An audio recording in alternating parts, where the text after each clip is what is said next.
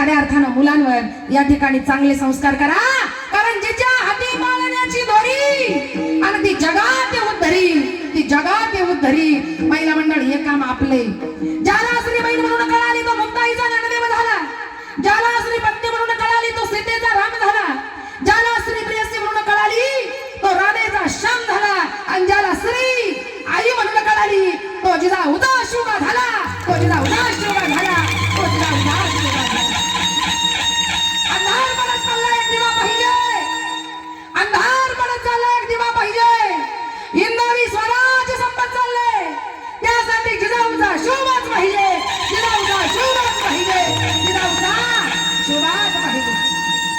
पण शेवटी जाताना एकच सांगेन, 65 किलोची तलवार मागवतो त्याचं नाव यसाजी, मन दाश दृश्यचा जुद्ध देतो त्याचं नाव बाजी, हात तुटला तरी घरात राहतो त्याचं नाव तानाजी, आता साथी जेवण घोडा पळाला त्याचं नाव धनाजी, त्या तासात शत्रूच्या शामिला करतो त्याचं नाव धनाजी, आणि घाण्या वागायला उभा भरतो त्याचं नाव संभाजी.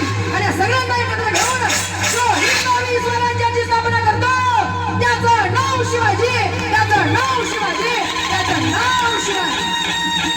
कारण आजही सांगते, आजही मानाचा मुजरा करायचा असेल तर माझ्या राजाला करा, आणि मुलं चांगल्या जन्माला घालायचे असतील तर माझ्या राजासारखे घाला. खायला काळ आणि भुईला बार असे मोठे जन्माला घालायचे नाही, तर मुलं जन्माला घाला कोणासारखे.